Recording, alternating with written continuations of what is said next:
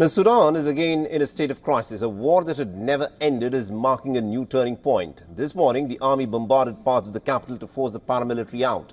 And like before, the civilians are paying the heavy price. Take a look. Ravished by decades of conflict, Sudan that sits in northern Africa is once again caught in brutal gunfire and politics. The Sudanese army has launched a major offensive in capital city of Khartoum. The aim is to regain territories from the rapid support forces. Witnesses reported heavy bombardments and clashes across the Nile River.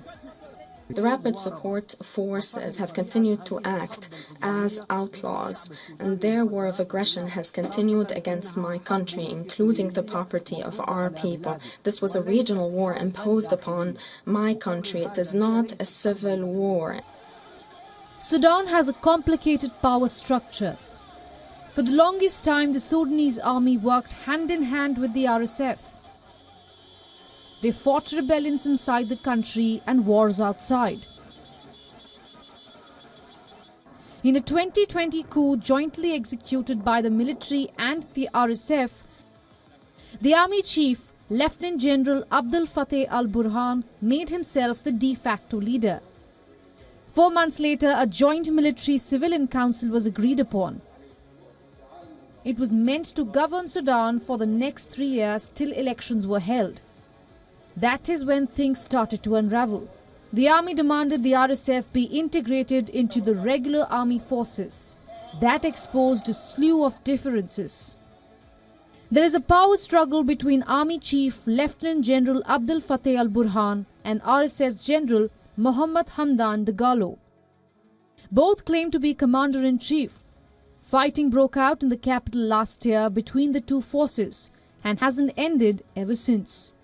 Both parties are responsible. Both parties must eliminate barriers to humanitarian access along all routes. The bloody civil war has caused a dire humanitarian crisis. Over 20,000 people have lost their lives since last year. Sudan is the world's largest hunger crisis, with over half of the country's population facing acute hunger. Famine has been confirmed in North Darfur. At least 10 million people have been displaced from their homes and 2 million have fled to the neighboring nations. We all agreed last year too, exactly in this place at this same event. However, violence has not stopped.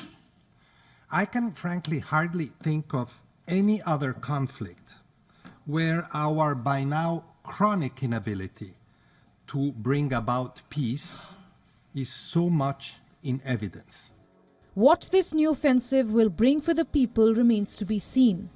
But despite this series of conflicts, Sudanese people hold on to resilience. They keep rebuilding their lives and nation only for a new crisis to tear everything down. Bureau Report, WION, World is One. For all the latest news, download the WION app and subscribe to our YouTube channel.